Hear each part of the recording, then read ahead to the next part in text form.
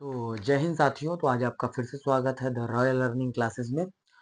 और आज हम फिर एक मुगल बादशाह के बारे में पढ़ेंगे, एक नए बादशाह के बारे में।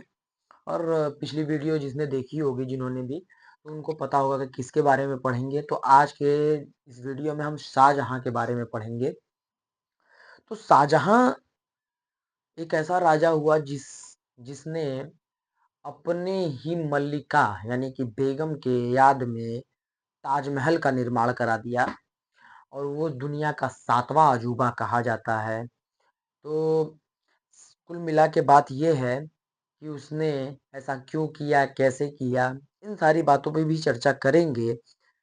और शाहजहां के मृत्यु के समय यानी कि उसकी ज़िंदगी के जो 8 साल बीते हैं, उनके बारे में भी थोड़ी बहुत चर्चा करेंगे कि उस इतने बड़े राजा को कैसे एक कैदखाने में उसकी अपनी ही औलाद डाल देती है। और वही औलाद आज के डेट में कुछ तबके के लोगों के लिए सही होती है और कुछ तबके के लिए गलत होती है। एक तो आइए उसके बारे में हम चर्चा करते हैं। अभी उसकी औलाद के बारे में आगे की वीडियो में भी चर्चा करेंगे, यानी कि इसके बाद वाली वीडियो में। कुछ लोग इशारों इशारों में उसका नाम भी समझ चुके होंगे, लेकिन मैं इशारा नहीं दे रहा। औरंगजेब ही है, ये बात सत्य है। ठीक है। शाहजहां, क्या नाम था? शाहजहां।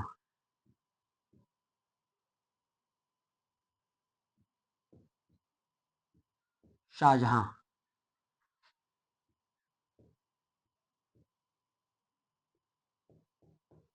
ठीक है।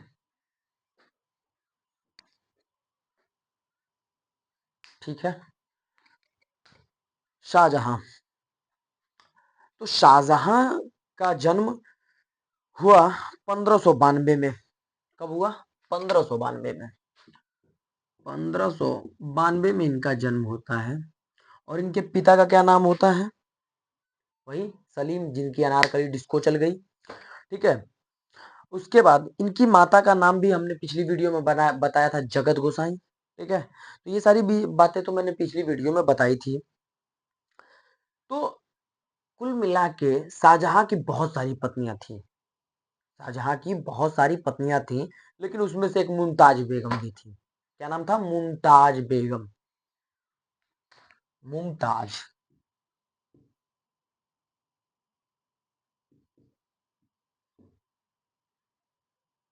मुमताज। ठीक है। इन्हीं के नाम पे मुमताज महल, जिसे ताजमहल कहते हैं ना, उसे इन्हीं के नाम पे है। उसका नाम एक्चुअल में क्या है? मुमताज महल। ठीक है। तो मुमताज महल, जिसको कि हम लोग आज के डेट में कहते हैं ताजमहल, जो कि आगरा में स्थित है। ठीक है। तो इसकी कई सारी बेगम थी, जैसे कांदहीर बेगम। ठीक। मुमताज बेगम सबसे जानी मानी थी। और अम, हसीना बेगम। ये सारी बेगम ये थी, बहुत सारी बेगम इसकी थी। ये कुछ खास खास हैं, जिन्हें मुमताज बेगम को मल्लिकाए जमानी का ओहदा मिला था, यानी कि उनको इस सम्मान से नवाजा गया था। और इसके पुत्र कई थे, दारा शिको, शाह सुजा।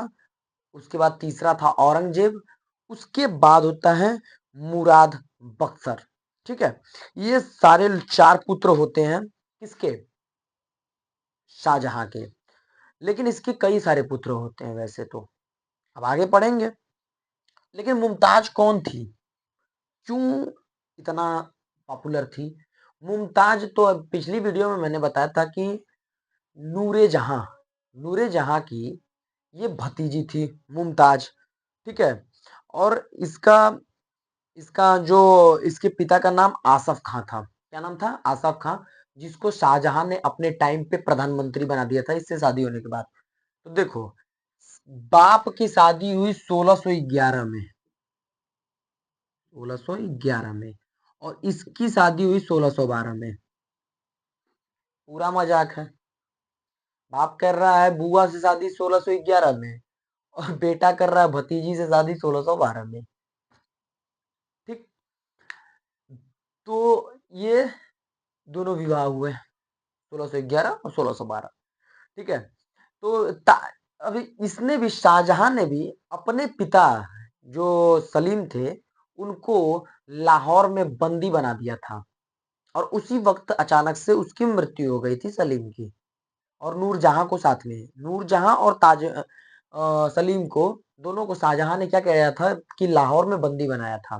तो जैसा करोगे वैसा पाओगे, जैसा करोगे वैसा पाओगे। तो इसने सिर्फ़ बंदी बनाया था, इसके बेटे ने भी बंदी बनाएगा, इसको 8 साल रखेगा, ठीक है? तो ये ससुरा था ऐसा इसी लायक था।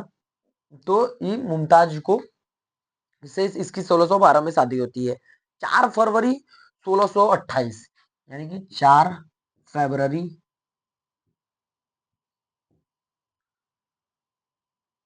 फरवरी 1628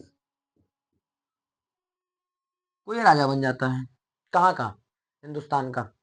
हाँ हाँ भाई, हिंदुस्तान का पूरा बाकायदा मुगलों ने घेर रखा था, ठीक है? तो इसने क्या किया था कि उस समय ये राजा बनता है और मुमताज इसकी सबसे क्या बोलते हैं करीबी थी, सबसे खास बेगम थी, ठीक है? खास बेगम थी जिसे मल्लिकाए जमानी के नाम से क्या किया था उपाधि दी गई थी। तो इसके समय एक विद्रोह हुआ जिसको एक अफगान ने किया था। एक अफगान का कोई था खाने जहां नाम का, उसने विद्रोह किया था, हालांकि इसने दबा दिया। ये पहला विद्रोह है। किसने किया था? खाने जहां। खाने जहां। जहां खाने जहां ने विद्रोह किया था, ठीक है? खाने जहां ने जब विद्रोह किया, फिर 1630 में 1630 में 1600 1630 में 1630 में गुजरात और दक्षिण भारत की तरफ, गुजरात और दक्षिण भारत की तरफ अकाल बहुत भारी पड़ा था। लोग उस समय ये हो रहा था कि एक दूसरे को मार के खाते थे। ऐसा भी कहा जाता है, कई इतिहासकार बताएं तो कुछ लोग कहते हैं कि मतलब बहुत सारे लोग मरे इस अकाल में। ये बहुत महत्वपूर्ण बात है। 1630 में बहुत भयानक अकाल पड़ा था। उस समय मुगल टाइम में सबसे मुगल टाइम का सबसे बड़ा अकाल पड़ा था 1630 में। तो अगर पूछा जाए क्वेश्चन कभी भी कि किसके टाइम पे पड़ा था, तो 1630 में शाहजहां के टाइम पे, ठीक है? तो दक्षिण भारत और गुजरात की तरफ पूरा क्या हुआ था, उस समय बहुत बड़ा अकाल पड़ा था। उसके बाद 1631 में 1631 में एक घटना घटती है। 1631 में बहुत बड़ी घटना घटती है जो शाहजहां के दिल पे बहुत बड़ी चोट होती है। 7 जून या 17 जून, ये कोई कंफर्म डेट नहीं है, इसलिए 1631 ही जानिए। 1631 में ये जो मुमताज बेगम है, इनकी मृत्यु हो जाती है। कैसे होती है? ये चोट्टा एको दिन इसको वेट नहीं करने देता है। 14 गो लड़का वो खाया रहता है। 14वां लड़का को पैदा करते करते बेचारी मर जाती है, जिसमें से 7 गो मर जाता है सब। इसमें 7 ठो मर जाते हैं, लेकिन 14 गो लड़का, अरे बाप हो बाप। इंडिया की पॉपुलेशन तो यही बढ़ा रहा था। देखो, 14 गो लड़का। और लोग कहते हैं कि ये प्यार की निशानी है ताजमहल। मैं तो नहीं मानता भैया, मैं तो नहीं मानता। ये प्यार की कौन सी निशानी है भैया? अगर प्यार की निशानी देखनी है तो राम सेतु देखो। भगवान राम जाते हैं लंका में, सीता मैया को लेके वापस आते हैं। हाँ, प्यार की निशानी ये है। प्यार की निशानी अगर दशरथ मांझी को देख लो, जिसने पहाड़े तोड़ दिया। कलयुग में देखना है तो दशरथ मांझी को देख लो। पता नहीं कौन सा प्यार की निशानी है। तो 14 गो लड़का, बाप रे बाप, 14 गो। 14वां लड़का को पैदा करते करते बेचारी, जिसे कहा जाता है प्रसव पीड़ा, प्रसव पीड़ा की वजह से इनकी देहांत हो गई। कहाँ? बहानपुर में। कहाँ पे? बहानपुर में। बहानपुर। अच्छा, आप लोगों को ऐसा नहीं लगता कि ये 14 बच्चे पैदा करना कुछ अलग नहीं समझ में आता कि अरे यार, ये प्यार का अगर तरीका है तो जो 2 बच्चे पैदा कर रहे हैं और अपनी वाइफ के साथ सालों साल रह जा रहे हैं, किसी से शादी नहीं कर रहे हैं, एक ही लड़की से शादी करके सालों साल पूरा बुढ़ापा गुजार दे रहे हैं, मर जा रहे हैं। ये प्यार की निशानी नहीं हो सकती? ये प्यार की निशानी है? 14 बच्चे, 7 बच्चे मर भी गए, कोई गम ना।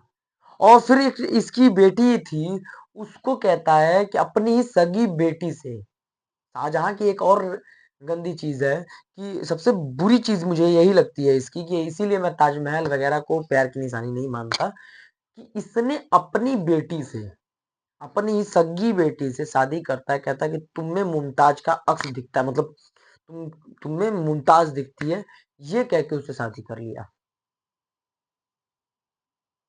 मर्यादा पुरुषोत्तम राम बनना इतना आसान नहीं है ना। लोग अक्सर टारगेट कर देते हैं लोगों को कि हाँ बस ये सही है, यही सही है।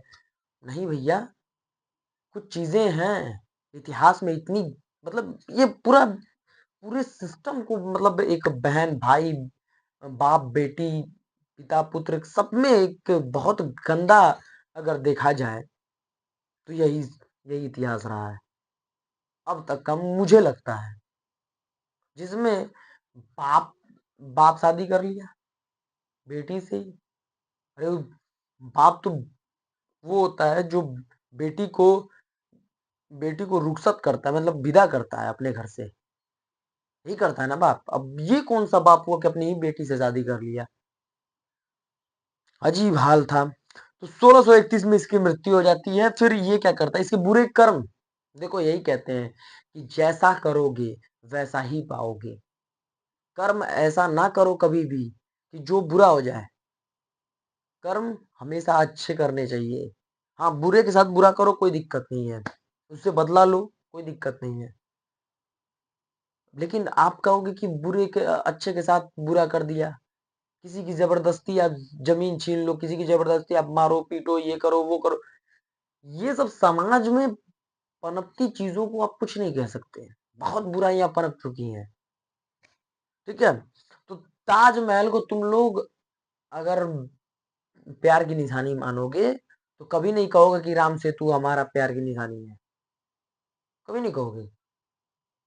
प्रेम की निशानी अगर देखनी है तो राम सेतु पे जाके देखिए, राम सेतु देखिए आप, राम मंदिर देखिए इस टाइम, वो भी एक एक प्रेम का वृंदावन चले जाइए, बाके बिहारी चले जाइए, ये सारी चीजें क्या है? ये सब प्रेम की निशानियां हैं। दशरथ मांझी को देख लीजिए, कलयुग के टाइम पे पहाड़ तोड़ दिया।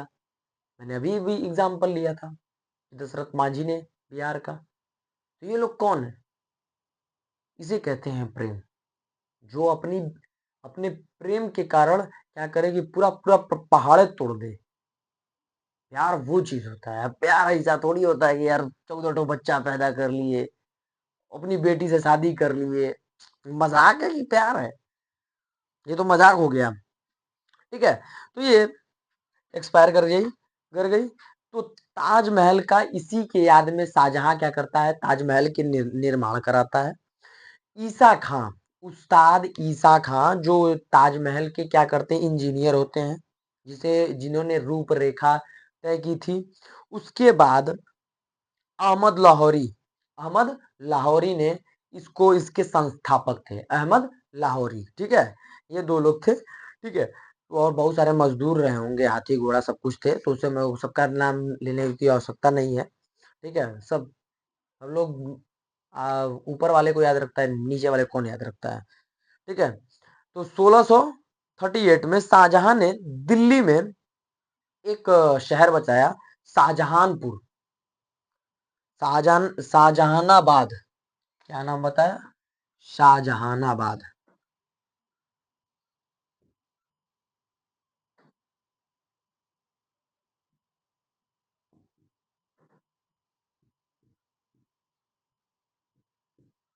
शाहजहानाबाद नामक एक शहर बसाया और उसको अपनी राजधानी बनाता है।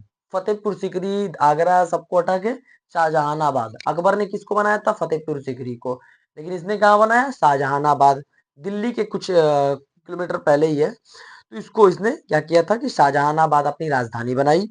दूसरा, इसने आक्रमण अहमदनगर पे किया 1636 में। अहमदनगर, बीजापुर, और क्या हुआ कि ये गोलकुंडा, ये तीनों जगह पे इसने क्या किया, आक्रमण किया पहली बार, और क्या किया, इस पे जीत हासिल की। और इस पे जीत के सब लोगों ने क्या किया कि अपनी इसकी अधीनता स्वीकार कर ली। ठीक है, मुगल सैनिकों से कोई लड़ नहीं पाया। फिर कांधार, ये कांधार जो देख रहे हैं अब के अफगानिस्तान में है, वहां गया छोटा, कभी जीत ही नहीं पाया, कभी जीत नहीं पाया। वो खुदे लड़ाका है सब, अफगानिस्तान वाला मार के सीधा कर देते हैं सब। अभी पाकिस्तान पाकिस्तान वालों को गजब। अच्छा, पाकिस्तान वालों को जब मार रहे थे अफगानिस्तान वाले, तो हम लोगों का ये सब, हम लोग के सिविलियनों का पैंट उतरवाए थे सब, चेक कर करके मारे थे कि हिंदू हो कि मुसलमान हो, है ना। और उन सबों का पैंटवा शर्टवा सब निकलवा दिया था, इतनी बेइज्जती कर दिया सैनिकों का। पैंट शर्ट सब चड्डी पे भेज दिया, जब छोटा कहीं का भाग भाग भाग यहाँ से, पैंट शर्ट निकलवा दिया सब सब सब छोड़ छोड़ भाग गए सब, भगौड़ा होते हैं पाकिस्तानी। ठीक है, तो अब कांधार में इसने क्या किया कि अपना सारा सिस्टमेटिक किया कि कांधार को ये कभी भी ये जीत ही नहीं सका, पूरी लाइफ में इसने कांधार को नहीं जीता। उसके बाद फरवरी 1658 में, फरवरी 1658 में, 1658 में दो घटनाएं घटती हैं। पहली घटना, इसने वाराणसी के निकट बहादुरपुर में, वाराणसी के निकट बहादुरपुर में इसने क्या किया कि बहादुरपुर में हमला करता है और जीतता है। इसमें इसका बेटा औरंगजेब खुद शामिल होता है, इसका बेटा औरंगजेब शामिल होता है। उसके बाद इसने एक और काम किया कि 1658 में उज्जैन के पास में एक जगह पड़ती है, धर्मत, धर्मत नाम की जगह पड़ती है। उस वहां पे क्या करता है कि फिर वहां पे इसने सेना भेजी 1658 में, और वहां पे भी क्या हुआ, औरंगजेब जीत कर आता है, औरंगजेब ही जाता है। उसके बाद 1658 में अब आगरा, आगरा में हुआ तीसरा, 1658 में अब आगरा में हुआ। आगरा के पास में एक जगह है समूहगढ़, समूहगढ़ में युद्ध हुआ। किसके किसके बीच, तो इनके दोनों पुत्रों के बीच ही, दारा शिकोह और औरंगजेब के बीच, दोनों के बीच जब युद्ध हुआ, तो दारा शिकोह को औरंगजेब ने बड़ी बुरी तरीके से मारा। ये मैं आगे की वीडियो में जब औरंगजेब को पढ़ाऊंगा तो बताऊंगा। तो दारा शिकोह को बड़ी बुरी तरीके से क्या किया क्या कि मार दिया। किसने, औरंगजेब ने बड़ी बुरी तरीके से इसको मारा। उसके बाद इसको खुद शाहजहां को कैद कर लिया, शाहजहां को क्या कह रही है, इसने कैद कर लिया। उसके बेटे, जो एक बेटा था, छोटे वाले बेटे को भी इसने कैद कर लिया। कैद करने के बाद इन दोनों को आगरा के महल में ही कैद कर उन दोनों को डाल दिया। ऐसा लोग कहते हैं कि कई इतिहासकार कहते हैं कि भाई उसने कैद नहीं किया था, उसी में रहने की इजाजत दी थी कि अब हम राजा बनेंगे या ऐसा कुछ। ऐसा कोई बात नहीं होता है। अगर राजा है, राजा का बाप ही सही, अब उसको कहिएगा कि एक सुराही पानी मैं दूंगा आपको, एक सुराही, जो सुराही इतनी वो आती है, एक सुराही पानी देता था। और अपने बाप को इतना तक कह दिया था इस औरंगजेब ने। ये देखो, तुम लोग कहते हो ना औरंगजेब बहुत बढ़िया है, अभी सुनो औरंगजेब की कहानी। अब कितने लोग जाते हैं उसके कब्र पे नमाज पढ़ने, और कितने लोग जाते हैं इस उसके उसको बढ़िया बताते हैं, बहुत बढ़िया था। कुछ बढ़िया नहीं था। औरंगजेब सबसे घटिया किस्म का राजा था, मुगल सल्तनत का सबसे घटिया अगर कोई राजा रहा तो यही था। आई चक्कर पकड़ के चक्कर में ये खुद था। ठीक है, तो इसका काम क्या था कि एक सुराही पानी मांगा था, अरे शाहजहां एक सुराही पानी मांगा था कि एक सुराही पानी और भिजवा दो, तो उसने मना कर दिया औरंगजेब ने, और कहा, औरंगजेब ने शाहजहां ने एक किताब में अपनी कुछ ऐसा कुछ लिखा है, शायद कहा जाता है कि लिखा है कि मैं उसका हिंदी ट्रांसलेट करके, जैसे मुझे भी याद है, उसका उस तरीके से याद नहीं है मुझे, जिस तरीके से लिखा। तो उसने बताया कि तुमसे अच्छा, तुम कैसे मुसलमान हो, तुमसे अच्छे तो वो काफिर हिंदू हैं। हमें काफिर भी बोला और हिंदू भी कह रहा है, हमें बढ़िया भी कह रहा है, छोटा हरामी था। इसकी माँ खुद ही हिंदू थी। ठीक है, तो तुमसे अच्छे तो काफिर वो हिंदू हैं जिन्होंने अपने पिता के मरने के बाद भी अपने पिता को पानी देते हैं। सोचो, वो कितना अच्छा बोला अपने अपने पुत्र को कि तुमसे अच्छे तो वो काफिर हिंदू हैं, हमें काफिर भी बोल रहा है और हमें अच्छा भी बता रहा है। छोटा हरामी था, हरामी है ये। तो उसने कहा कि अब तुमसे अच्छे तो वही हैं जिसने हमें पानी तो कम से कम अपने पिता को देते हैं। मरने के बाद भी हम हिंदुओं, देखो हम हिंदुओं का कल्चर कितना अच्छा है कि मरने के बाद भी पानी देते हैं। मैं ऐसा नहीं कह रहा हूँ कि मुसलमान कल्चर बुरा है, मुसलमान लोग बुरे हैं, ऐसा नहीं कह रहा हूँ। लेकिन हमारा कल्चर कितना अच्छा है कि हम अपने पिता को मरने के बाद भी पानी देते हैं। पितृ विसर्जन का टाइम आता है, पितृ विसर्जन आता है ना, उसमें उस समय 1 महीने या 15 दिन, 15 दिन हम अपने पिता को पानी देते हैं। अपने पूर्वजों को याद करते हैं, पूर्वजों को खाना खिलाते हैं साल भर में। सोचो, हम लोग मरने के बाद अपने पितरों को याद करते हैं, अपने देवी देवताओं कल्चरों को, मतलब हम किसी को भूलते नहीं है। हिंदू धर्म बहुत ही खूबसूरत एक चीज है कि जो हमारे धर्म में जो पहले एक्सपायर कर गया है, यानी कि उनकी मृत्यु हो चुकी है, उनको भी हम याद करते हैं साल भर में एक बार। हम अपने देवी देवताओं को भी याद करते हैं, पशुओं का भी ध्यान रखते हैं, पशुओं से भी प्यार करते हैं। वातावरण जो भी चीजें जैसे सूर्य हो गया, चंद्रमा हो गया, सबकी पूजा करते हैं। कितना खूबसूरत ये, मतलब इसी को कहते हैं धर्म ना, कि हर चीज का सम्मान हमारे यहाँ होता है। हर किसी का, यही हिंदू धर्म है कि हमने हर किसी का सम्मान किया है। अब चाहे आप मुसलमान हो, चाहे सिख हो, चाहे कोई हो, आप, हमने सबका सम्मान किया है, ये किया है। यही हिंदू धर्म है कि हमें सबका सम्मान करना ही सिखाया गया है। ठीक है, तो ये चीजें हैं। हमने किसी को, हम लोग किसी को ऐसा नहीं करते कि इसको, वो काफिर है उसको मारो, इसको काटो, इसको जिहाद करो, या वो वगैरह वगैरह, ऐसा कुछ नहीं करते। ठीक है, हमारा धर्म बहुत खूबसूरत है। ठीक है, तो ये चीजें हमारी हैं। तो इस समय इसको ठीक 8 साल बाद 1666 में इसकी मृत्यु हो जाती है। 1666 में शाहजहां मर जाता है, अल्लाह पाक के प्यारे हो जाता है। कौन? शाहजहां।